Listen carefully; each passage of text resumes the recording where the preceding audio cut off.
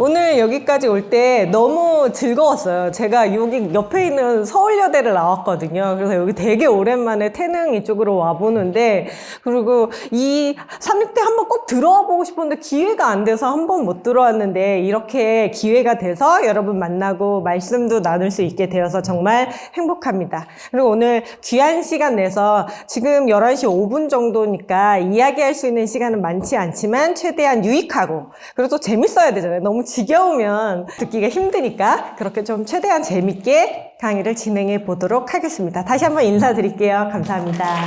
반가워요. 어떤 이야기를 해볼까 곰곰이 생각을 하다가 밥벌이가 힐링이다라는 제목을 지어봤어요. 근데 진짜 힐링이고 치유고 일단 생존을 해야 되잖아요. 우리가 오늘 먹을 밥 걱정해야 되고 이번 달 말에 내야 되는 월세 걱정을 하면 진정한 힐링을 할 수 있을까요? 그런 거에 대한 의문이 항상 있었어요.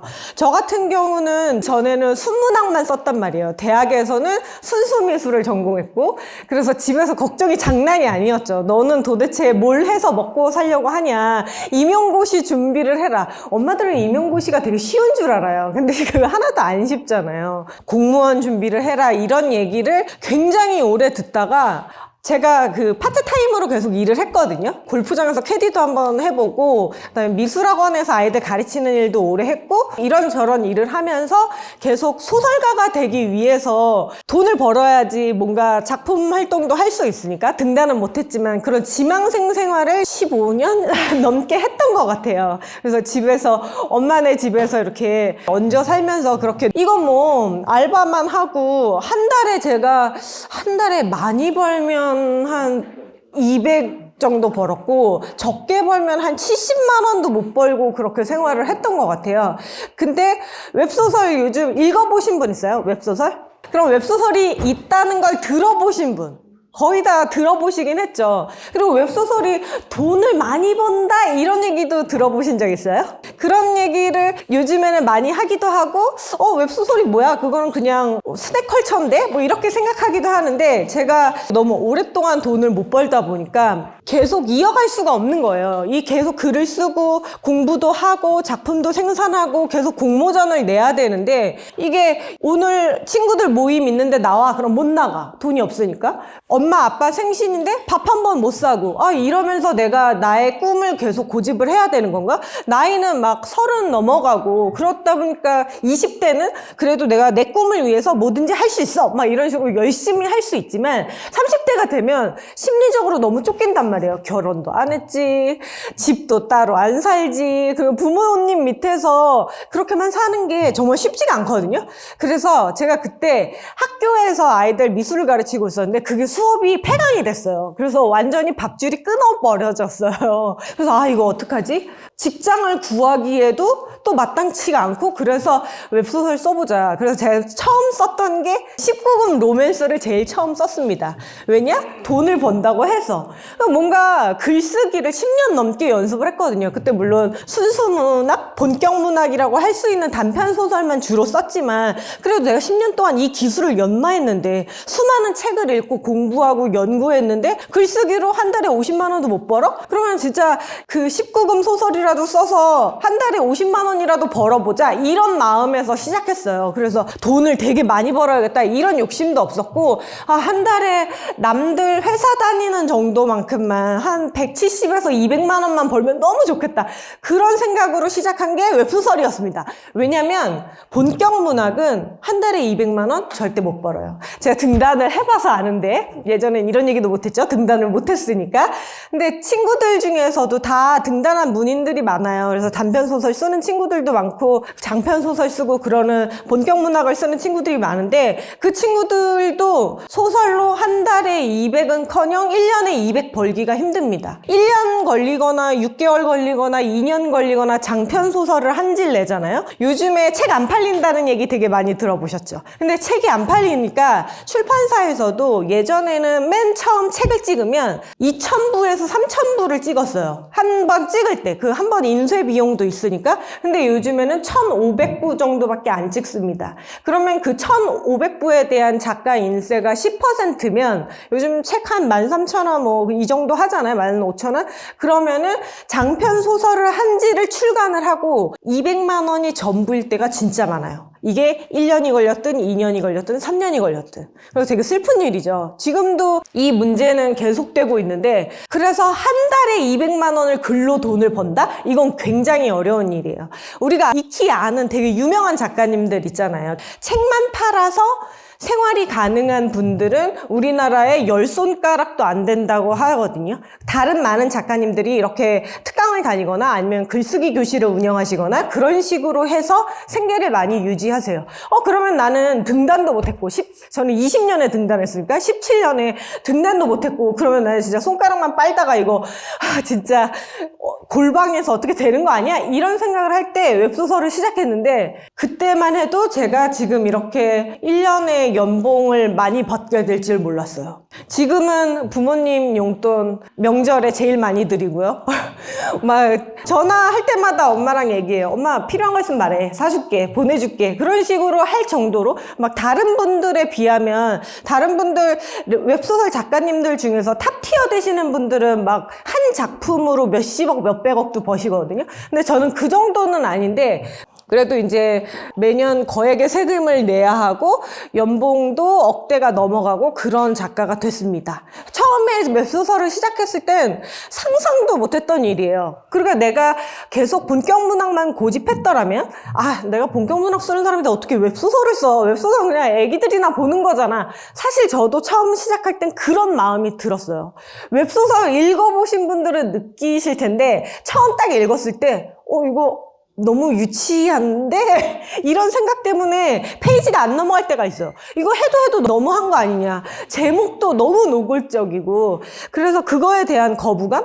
평생 순문학을 했었는데 내가 이런 거를 써서 먹고 살 수 있을까? 내가 과연 쓸 수나 있을까? 이런 것 때문에 되게 망설였다면, 지금처럼 본격 문학도 쓰고 웹소설도 쓰고 이거를 병행하는 작가로서 여러분 앞에서 강의도 하고 이런 일은 있을 수가 없겠죠. 처음에 밥벌이가 힐링이다라고 생각했을 때 나를 치유하는 건 무엇일까 그렇게 생각을 많이 했는데, 저는 몸이 힘들고 막 가끔 이렇게 심장 너무 두근거리고 그래서 병원에도 갔다 온 적도 있고 그렇게 어려운 일들이 있는데, 그때마다 힐링을 하고자 원하면 통장을 열어봅니다.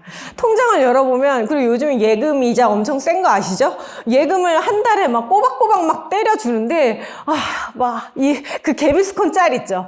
완전 마음이 편안해지면서, 그래, 이게 힐링이지. 내가 왜 일을 하겠니? 뭐 이런 생각이 들어요. 그럼 어쩔 때는, 이거는 진짜 제 자랑이 아니라 힐링의 주제로 대해서 얘기하는데, 출판사가 굉장히 여러 군데 있잖아요. 그리고 웹소설 작가는 한 군데에서 여러 작품을 내기도 하지만, 한 출판사에서 한 작품 내고 한 출판사에서 두 작품 내고 이런 식으로 출판사들을 다양하게 계약을 해서 활동을 한단 말이에요. 저 같은 경우에 이제 7번째 작품을, 출판사가 굉장히 여러 군데 있잖아요. 출판사마다 인세 지급일이 달라요. 그래서 여기서 왜 돈이 들어왔지? 여기는 이렇게 많이 들어올 게 아닌데 라고 생각할 때도 있거든요. 왜냐하면 웹소설은 돈을 언제 제일 많이 버냐면, 보통 요즘 제가 쓰는 장르는 150화 이상을 기본으로 쓰는데, 그렇게 해서 150화를 한 번에 카카오 페이지나 네이버 시리즈나 뭐 리디나 이런 곳에 올립니다. 그러면은 첫 달은 인세가 안 들어와요. 구글 결제 막 이렇게 하면은 그거를 정산하고, 그래서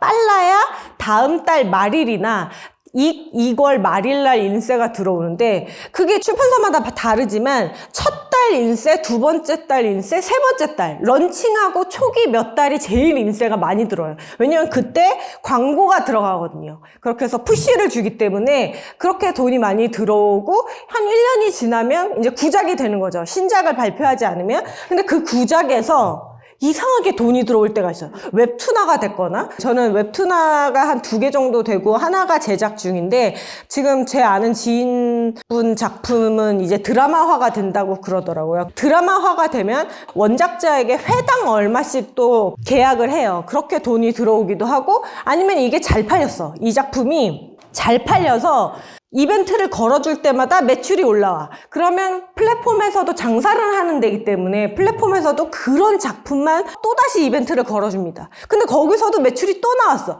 그럼 그 작품 또 걸어줘요.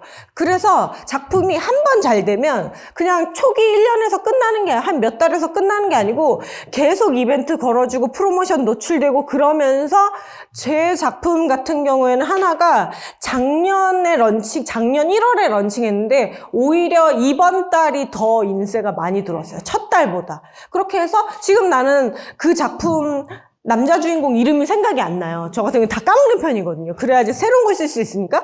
근데 다 까먹었는데 걔가 자꾸 돈을 줘서 이번에 제가 정산표를 받았는데 숫자를 잘못 읽은 줄 알았어요. 그 정도로 웹소설은 한번 이렇게 자리를 잡고 이렇게 분위기를 타면 수익이 본격 문학과는 비교도 할 수 없이 많이 들어옵니다.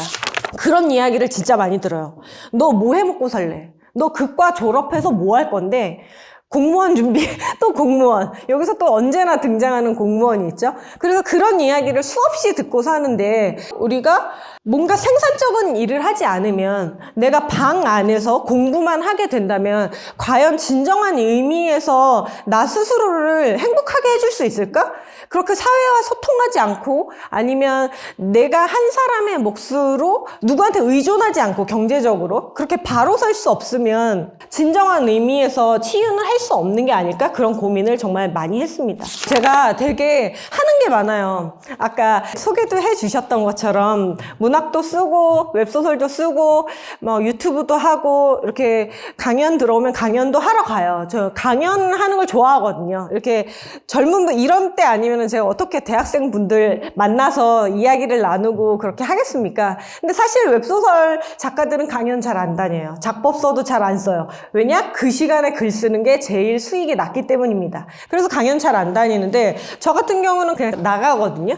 여기 오면 태릉 맛집 검색하고 여기 또 갈비 맛있잖아요. 그래서 그런 식으로 돌아다니는 걸 좋아하는데 이러면 사람들이 되게 많이 궁금해해요. 그걸 다 언제 하세요? 그거를 도대체 어떻게 시간 배분을 하세요? 그러고도 이렇게 번아웃 안 와요? 이런 질문을 진짜 많이 받았어요. 근데 사실 저도 번아웃이 올 때가 있어요. 작품을 웹소설로 전업 작가로 먹고 산다는 건 한 작품이 대박이 난다는 이야기가 아니에요. 그래도 물론 진짜 초대박이 난다면 뭐 나 혼자만 레벨업이라든지 뭐 되게 유명한 작품들 있잖아요. 뭐 굉장히 많은 작품들이 있는데 그런 작품으로 대박이 나면 진짜 그런 작품은 매출이 100억 이상이고 순수 작가한테 인세로만 들어가는 것도 몇십억 되거든요. 그런 작품을 쓴다면 모를까 저처럼 작품을 꾸준히 내야 되는 사람들은 이걸 한 달에 최소 30편은 써야 돼요. 30편이면 4,500자에서 5,000자 기준으로 15만 자? 15만 자 정도는 써야 되고 이 15만 자는 우리 순문학 장편소설, 한국문학 장편소설 단행본 한 권 분량에 가깝습니다. 그거를 매달 써야지 이게 직업으로서 유지가 되는 거예요. 안 그러면 직업으로 유지하기가 힘들잖아요.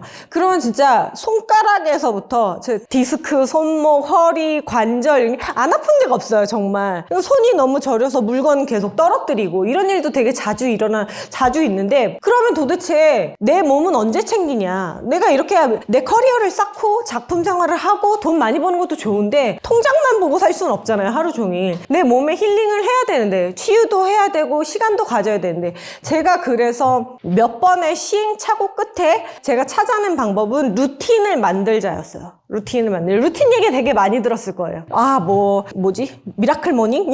이런 것도 아침에 일찍 일어나는 그런 루틴이나 뭐 그런 걸 루틴을 만들어야지 좋다 이런 이야기를 진짜 많이 들었었는데 제가 말씀드리고 싶은 루틴은 절대 무리하지 않는 루틴을 만들어야 된다고 생각해요. 제가 생각하는 루틴의 방법이 있는데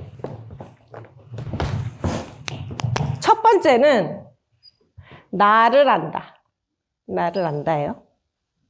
나 다 알지. 내가 누굴 모르겠어요. 근데 이게 루틴을 짜기 전에 제일 먼저 해야 되는 건 내 목표를 설정하는 것보다 나를 아는 거예요. 영어 공부 하루에 2시간 하고 책 1시간 읽고 인터넷이랑 게임은 1시간만 하고 6시에 일어나서 밥 3끼 먹고 운동 2시간 하고 이거 그렇게 하면 좋은지 누가 모르겠어요. 근데 모든 사람이 그걸 그렇게 할 수 있는 건 아니거든요. 나한테 맞는 그 루틴의 방법을 찾는 게 중요해요. 무조건 다른 사람이 좋다는 거 요즘 유행한다는 거 그런 걸 하는 게 아니라 내가 어떤 사람인지를 알고 내가 어떤 사이클에서 가장 베스트 컨디션을 만드는지 찾아내야 돼요. 이 나를 아는 방법은 내 베스트 컨디션을 찾는 거예요.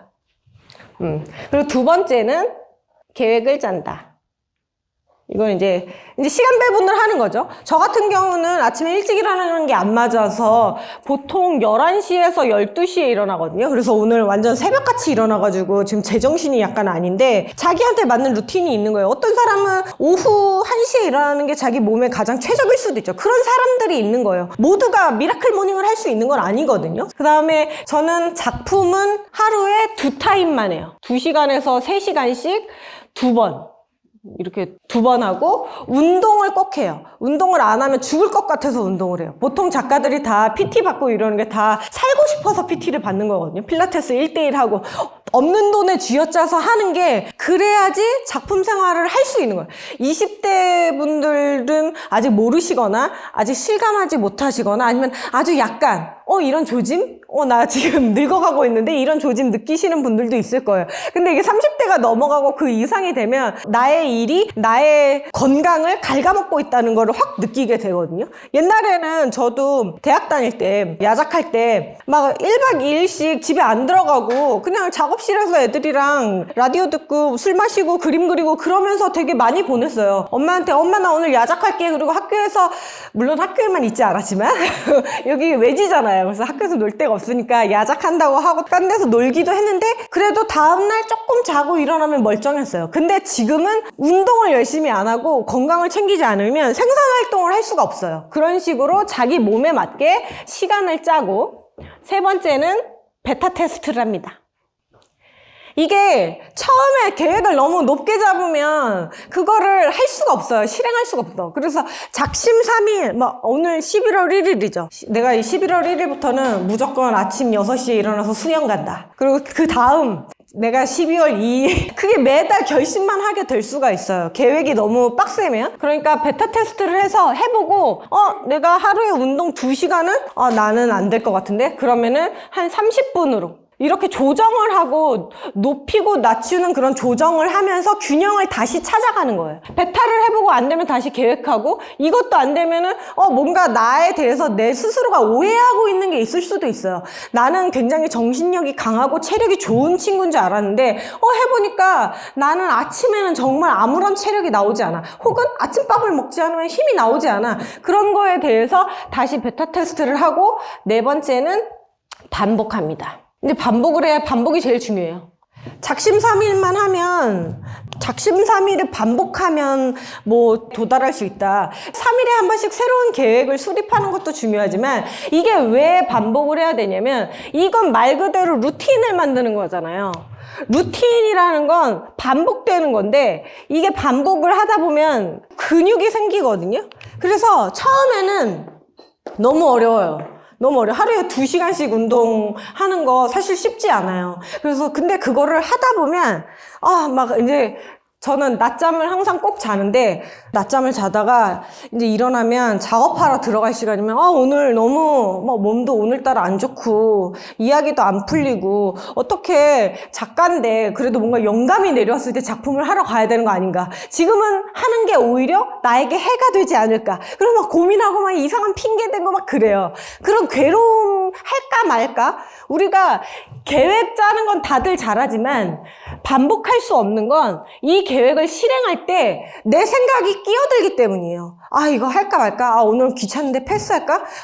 그래도 해야 되겠지. 이렇게 고민하는 시간이 있으면 이게 계획 단계에서 실패해요. 근데 이걸 반복하다가 루틴을 만들어버리면 그런 고민을 안 해요. 그냥 하는 거예요. 아무 생각 없이. 근데 우리가 아침에 일어나면 화장실 가고 싶어서 화장실 가고 그런 것처럼 이렇게 컴퓨터를 전원을 켜고 의자에 앉아서 마우스를 조정하는 그런 너무나 매일 반복되는 내 몸에 익은 그런 행동들을 할 때는 고민하지 않잖아요. 그냥 저절로 나오는 거잖아요. 그런 순간이 올 때까지 반복해야지 이게 루틴이 되는 거예요. 그러면 고민하지 않아도 되니까 훨씬 더 내가 원하는 계획에 빨리 이룰 수 있겠죠. 이거는 하루 계획이 또 있는데 한 달 계획도 짤 수 있고 1년 계획도 짤 수 있어요. 그래서 저 같은 경우에는 1년에 한 2번 정도는 그 해외로 여행을 가고 아니면 한 달에 한 번 정도는 국내로 여행을 가고 2주에서 1주에 한 번 정도는 피크닉을 가요. 밖으로 다니는 걸 워낙 좋아해서.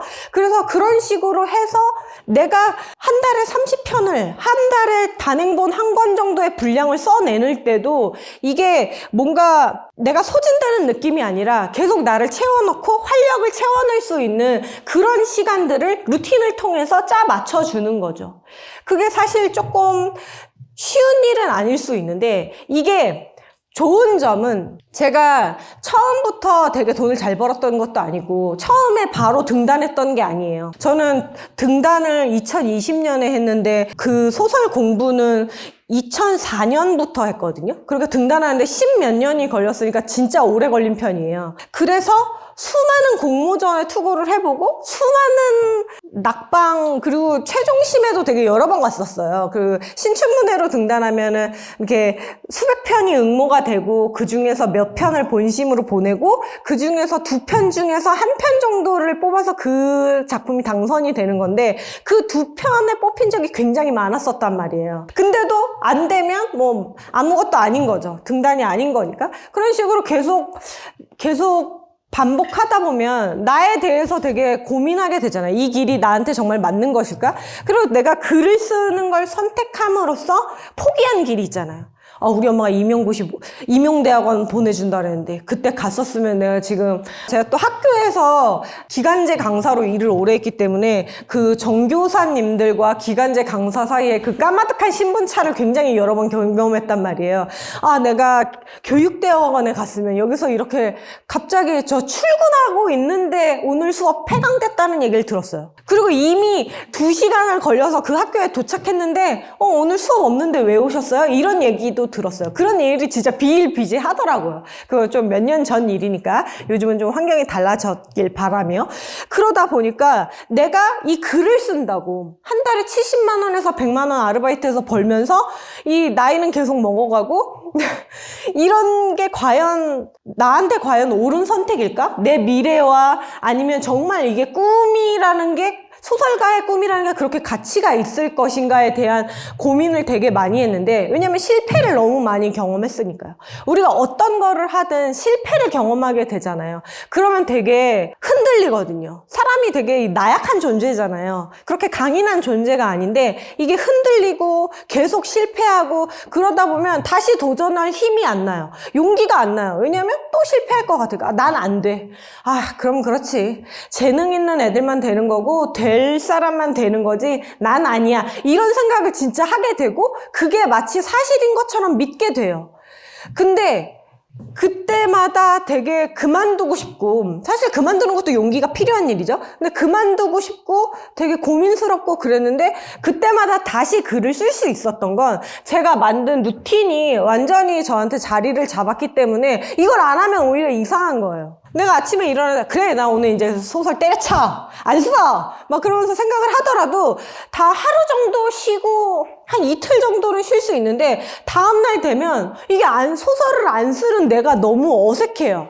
책을 읽고 공부를 하고 뭐 다음 작품 구상하고 이걸 안 하는 게 너무 이상한 거예요. 오히려 안 하는 게 처음에는 이 습관을 들이는 게 너무 어려웠는데 나중에는 안 하는 게 힘들어지고 그래서 그냥 또 하게 되고 그럼 또 응모하게 되고 또 실패하고 그래도 뭐 별 수 있겠어? 그러면 또 다시 하고 이게 만약에 이 루틴을 확실히 제 안에서 만들어 놓지 않았다면 그렇게 여러 번 실패하면서 계속 도전하기는 되게 어려웠을 것 같아요.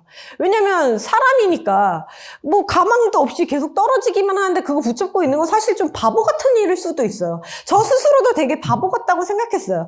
근데 그만둘 수 없는 건 이거를 너무 오랫동안 실패하다 보니까 그래도 뭐라도 해보고 내가 끝낸다. 그런 오기가 나중에 좀 생기고 그리고 또 오기도 오기인데 저 같은 경우는 좀 약간 낙천적인 편이라 에휴 그래 오늘 안 되면 내일 되겠지. 올해 안 되면 내년에 되겠지. 그런 생각을 진짜 많이 했어요. 그리고 계속 반복하는 거예요.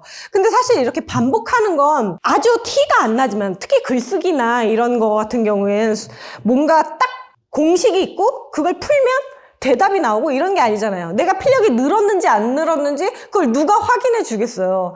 그런데 하다 보면 저 같은 경우는 하다 보면 느는 게 느껴졌고, 근데 느는데도 안 돼서 더 좌절스러웠지만, 그렇게 해서 조금씩 하다 보니까 저는 웹소설 같은 경우에는 등단작으로 데뷔를 하고 등단작이 런칭되자마자 바로 전업작가가 될 수 있었어요. 근데 제가 운이 좋아서, 그런 것도 물론 있죠. 저는 어디 가면 항상 운이 좋아서 공모전에서 수상을 했다고 말을 하는데, 그래도 제가 15년 동안 글쓰기를 연습하지 않았다면 15년 동안 소설을 구상하고 캐릭터를 연구하고 어떤 이야기가 독자들의 마음을 흔들 수 있을까? 이런 걸 고민하지 않았다면 데뷔작으로, 완전히 다른 장르긴 하지만 데뷔작으로 어느 정도의 결과를 내기는 되게 어려웠을 거예요.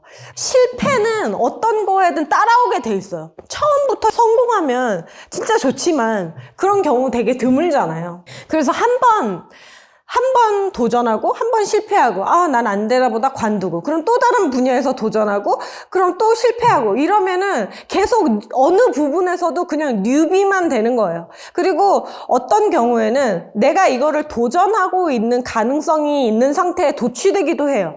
내가 소설가 준비를 계속하고 있거나 아니면 공무원 시험 준비를 계속하고 있으면 내가 이걸 공부를 하고 있을 때, 물론 유튜브를 보고 게임을 하고 있지만 이걸 준비하고 있을 때 나는 미래의 공무원이고 미래의 소설가예요. 근데 이걸 그만둬버리면, 아예 내가 이 공부를 때려쳐버리면 난 아무것도 아니잖아요. 지금까지 내가 한 시간도 아무것도 아닌 것처럼 느껴지잖아요. 그럴 때 사람들은 이 길이 아닌 걸 알면서도 포기하지 못하는데, 그렇게 포기하지 못하는 것과 내가 확실한 목표를 가지고 지속하고 반복하는 거는 완전히 다른 이야기거든요. 그래서 나의 목표가 확실한 것도 중요하고 나의 현실을 깨닫는 것도 중요한데, 이거를 실패를 했을 때 어떤 상태로 돌아갈 것인지 그런 걸 깨닫지 못하면, 지금 대학생분들 같은 경우에는 취업이든 꿈이든 이제 막 도전을 하고 알아가는 단계인데, 이 단계에서 실패만 맛보고 나는 안 되는 사람이라고 미리 단정 지어버릴 위험성이 큽니다. 전혀 그렇지 않을 분들도 있지만 나는 긍정적이야. 야, 내가 잘 되지 않으면 누가 잘 돼? 이런 마음 처음엔 다 있는데, 이거를 한 10년째 실패를 하다 보면 아무리 긍정적인 사람도 지쳐서 나가 떨어지게 돼 있어요. 그럴 때 나를 깨워주고 내가 믿을 만한 건 지금까지 내가 해왔던 그 노력의 시간과 앞으로도 내가 반복해서 계속할 그 시간들밖에 없는 것 같아요. 존버가 승리한다라는 말 있잖아요. 근데 저는 그 말은 진짜 조금 아닌 것 같아요. 그렇게 버티면 너무 괴로워요.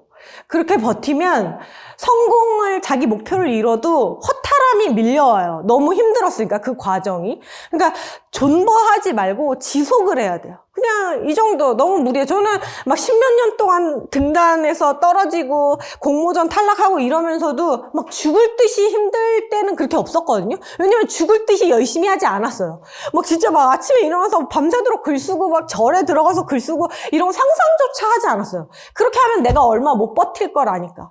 어떤 사람들은 내가 핸드폰도 끊고 인터넷도 끊고 인간관계도 끊고 내가 2년 동안 내가 진짜 미친 듯이 해서 이 자격증 딴다, 이렇게 결심하고 막 되게 외진데 들어가시는 분들이 있는데, 그렇게 해서 성공하면 너무 다행인데, 그렇게 해서 실패했을 경우에는 그 뒤에 자괴감이나 실패에서 오는 그 파장이 훨씬 더 클 수밖에 없어요. 그런 식으로 자기가 실패를 했을 때 다시 되돌아오는 회복 탄력성을 갖고, 그래야지 앞으로 더 나아갈 수 있고 자신의 목표를 성취할 수 있게 되는데, 그때도 필요한 게 좀 루틴이 아닐까, 그렇게 생각을 해봤습니다. 제가 최근에 지난주에 제주도에 갔었어요. 그래서 이제 도시에 사는 것도 조금 그런데 제주도 가서 한번 살아볼까, 집을 보고 왔어요. 그리고 이렇게 집도 보고 바다도 보고 막 이렇게 하는데, 밤 비행기라 9시 넘어가지고 이렇게 비행기를 탔단 말이에요. 그럼 이제 다 어둡잖아요. 근데 밤바다에 고깃배들이, 집어등을 환하게 킨 고깃배들을 봤는데 별이 떨어진 것처럼 너무 예쁜 거예요. 그 어두운 밤바다에 그 반짝반짝 빛나는 그 고깃배들을 비행기에서 이렇게 내려다 보는데, 그게 너무 예뻐 보이지만 그 분들한테는 생활의 현장이잖아요. 그래서 되게 고되겠다. 다른 사람들은 이제 하루를 마무리하고 이제 쉬러 집으로 돌아가는데 그분들은 먼 바다를 향해서 다시 나가시는구나. 그래서 고되겠다라고 생각을 하다가 어떤 분 이렇게 연안이 있으면 연안에 고깃배들이 좀 밀집돼 있고 점점 먼 바다로 가면 고깃배들이 좀 적어져요. 진짜 근데 어떤 고깃배들은 여기에서 있으면 어떻게 돌아가는 거지 싶을 정도로 멀리 있는 배도 있어요. 그리고 진짜 환하게 집어등이 있는 배도 있고 그 중에서도 멀어서 좀 잘 안 보이지만 어떤 배는 좀 크고 작고 이런 것도 약간 느껴지더라고요. 그럼 어떤 배가 고기를 제일 많이 잡을까요? 그 수많은 어선들, 진짜 별이 떨어진 것처럼 그렇게 많은 어선들이 있는데 그 어선들 중에 어떤 고깃배가 고기를 제일 많이 잡을까? 모르겠어요? 그냥 한번 찍어보세요. 멀리 먼 바다에 간 배? 그럴 수도 있죠. 등이 가장 밝은 배가 그럴 수도 있고.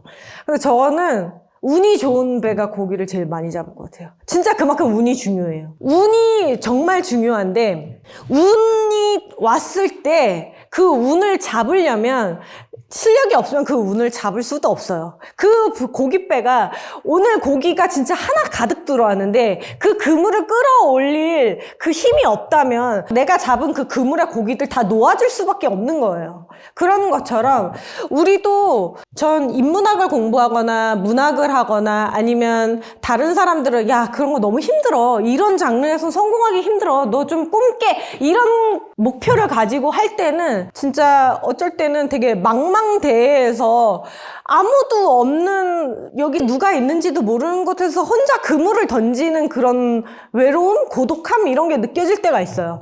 인문학 공부하거나 예술 쪽을 하시거나 그런 쪽에 꿈을 가신 분들은 진짜 공감할 거예요. 이거가 언제까지 내가 그물을 던져야 되지? 언제까지 나 혼자 불을 밝히고 있어야 되지? 이런 고민할 때 문득 외로워지는데 저는 운이 좋아서 그렇게 고기를 왕창 잡고 그런 것도 좋고 중요하지만 그게 와야지 이렇게 도약할 수 있다고도 생각을 하지만 그 운을 받아들이는 것도 중요하지만 제일 중요한 건 제가 생각하는 고깃배로서 제일 중요한 건 풍랑을 피하는 방법을 아는 건 것 같아요.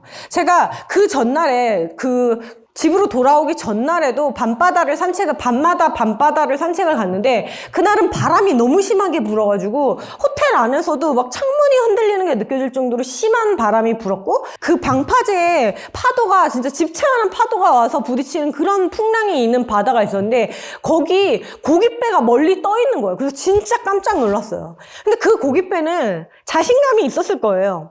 내가 이 정도 바람쯤은 내가 내 경험으로 이겨낼 수 있어. 그 정도 역량이 있을 거예요. 그 배에 모터가 강하던지 모터 맞나요? 엔진일까요? 어쨌든 그런 게 강하던지 기술력이 있다던지 뭐 체력이 좋다던지 그러니까 배를 띄웠겠죠. 하지만 돌아와야 되잖아요. 우리가 나가는 게 목표가 아니잖아요. 나가서 고기만 많이 잡는 게 아니고 그 고기를 잡아서 무사히 돌아와야 되잖아요.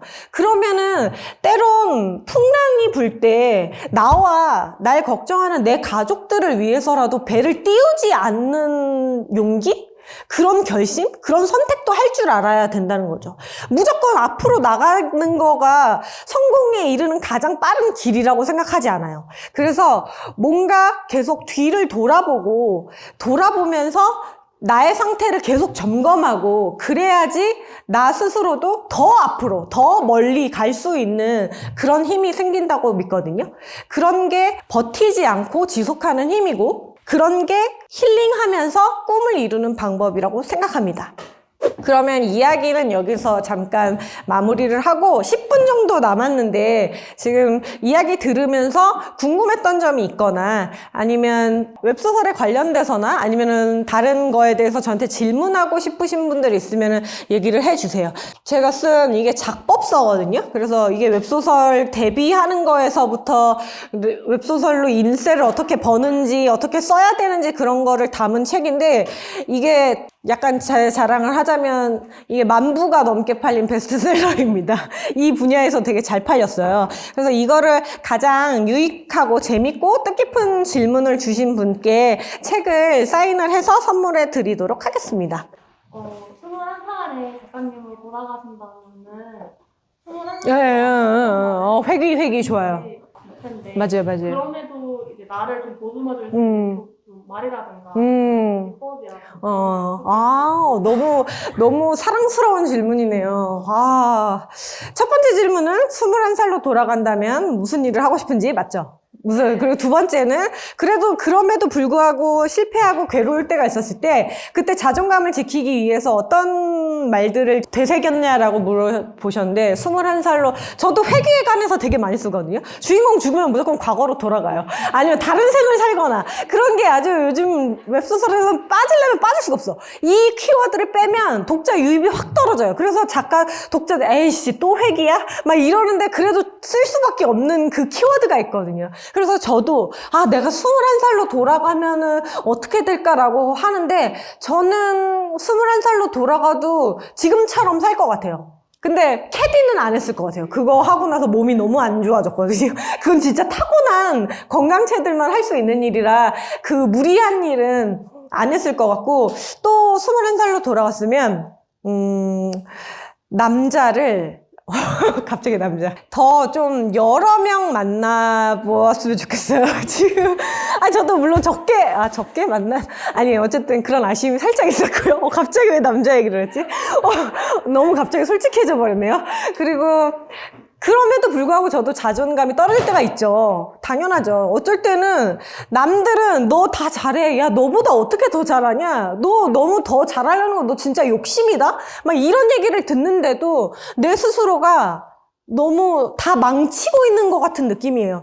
나 때문에 내 주변 사람도 불편해지는 것 같고 내가 한 말 때문에 누군가 상처받은 것 같고 내가 너무 경솔해서 뭔가 실수를 해버린 것 같고 이럴 때가 진짜 많았는데 그때마다 생각을 하는 게 그래도 나를 믿어주는 사람이 있다. 그래, 내가 어느 순간, 아무리 찌질한 순간이 있어도 나를 믿어주는 사람이 있다라는 게 저한테 일단 되게 큰 힘이 됐고, 그 다음에 저 같은 경우에 명상까지는 아니고, 그냥 잠이 안 올 때 같은 말을 반복하는 거를 좋아하거든요. 그래서 같은 말을 호흡을 하면서, 이것도 되게 많이 나오는 명상법이고, 수면, 질을 높이는 데 도움이 된다 그래서 하는 건데 숨을 크게 들이마시고 내쉬면서 자기가 좋아하는 말들을 반복하는 거예요, 머릿속으로. 근데 제가 제일 많이 하는 말은 그냥 다 잘 된다예요.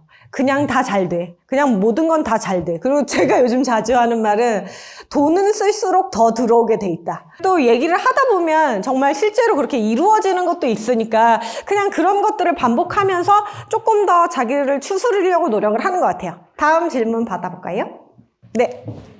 운이 좋은 것도 중요하지만 혼란을 피하는 것도 중요하다고 하셨는데 주변 친구들이나 주변의 사람들이 다들 너무 열심히 해서 뒤처진다는 생각이 들 때 그런 때는 이게 폭망이고 나한테 해야 걸 알면서도 계속 하게 되는데 어떻게 해야 될지.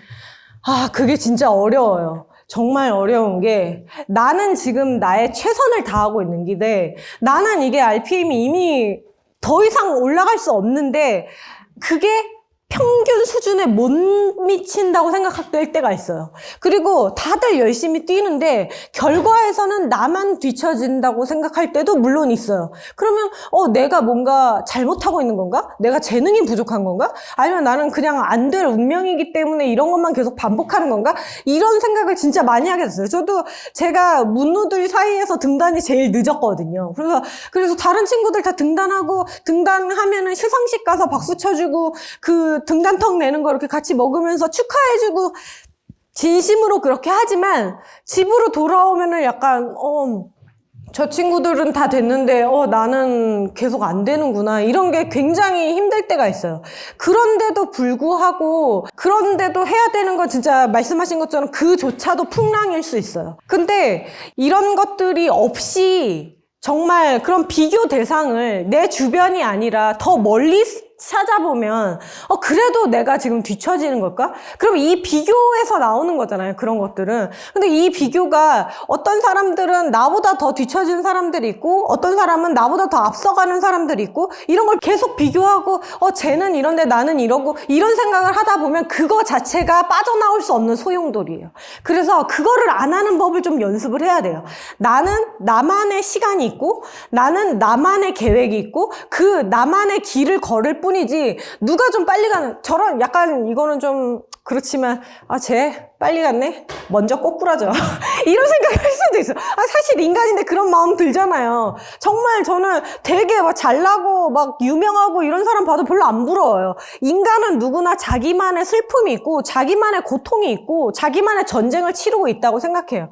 그거를 누가 보기엔 되게 화려하고 근데 남이 보는 건 그 사람의 완전 편집된 하이라이트만 보는 거예요. 제가 유튜브로 보면 실물보다 더 예쁘게 나온답니다. 다 그렇게 나와요. 얼굴 뽀샤시하게 막 조명 5개씩 때리고 막 이렇게 약간 프리미어로 조정을 하고 그렇게 하면 평소보다 더 예쁘고 말도 더듬지 않는 것 같고 더 조리 있게 재밌게 말하는 것 같처럼 그렇게 보여요. 우리가 다른 사람을 볼 때는 다 그런 장면을 보기가 쉬워요. 인스타로 보거나 아니면은 그 사람들이 딴 열매만 보기가 쉬운데 우리는 나 자신을 알잖아요. 내가 뒤에서 곡괭이질을 얼마나 많이 하는지 퇴비를 뿌리다가 몸에서 얼마나 냄새가 나는지 물을 기르러 가다가 어깨가 부서지고 이런 거 다 알잖아요. 그러니까 나는 남들한테 보여주지 않는 나의 B컷은 너무 많이 알고 남들에게는 하이라이트 베스트 컷만 보게 되니까 이게 비교할 때 더 괴로워지거든요. 그래서 그거를 좀 보지 않고 나만의 시간을 찾는 게 중요하다고 생각합니다. 마지막으로 질문 하나만 더 받아볼까요? 예. 좀 보편화되게 재미있어서 사람들한테 쉽게 다가갈 수 있는 장르를 구축하는 게 더 중요하다고 생각하는데 좀 사람들이 시도해보지 않은 장르를 시도해서 좀 새롭게 다가가는 게 좋은 것 같아요. 되게 심도 있는 질문을 해주셨는데요. 제가 최대한 짧게 말해볼게요. 그게 이 사람들이 좋아하는 건 이유가 다 있어요. 그리고 그 사람들이 좋아하는 걸 안 쓰면 아까 말씀했듯이 유입이 떨어져요. 그래서 그 키워드라고 하는 게 있는데 이런 것들을 놓치지 않으면서 지루하지 않게 자기만의 색깔을 보여주는 게 프로 작가입니다. 그래서 전업 작가들도 그걸 제일 어려워하고 그걸 제일 많이 고민을 해요. 근데 저 같은 경우에는 그 순문학은 사실 독자들을 그렇게 많이 생각을 안 해요. 자기 작품의 완성도를 생각을 더 많이 하는데 웹소설 같은 경우에는 이게 시장에 팔려서 내놔서 팔리지 않으면 저는 1년 농사를 망하는 거거든요. 그렇기 때문에 독자들이 원하는 희구와 니즈를 더 충족시키는 걸 저는 더 중요시 여기는 편입니다. 하지만 이렇게 하다 보면 늘 유행하는 소재, 늘 뻔한 소재, 이제 지겨운 소재 이렇게 반복하게 되는데 그거를 클리셰를 비틀어서 자기만의 색깔을 보여주는 게 그 작가만의 기술이라고 생각해요. 고마워요, 질문. 오늘 얘기 들어줘서 고맙고요. 그리고 마지막으로 한마디 하자면 항해를 하고 각자의 길을 가는데 지치지 않고 안전하게, 언제나 안전하고 건강하게 꿈을 이루시길 바랍니다. 감사합니다.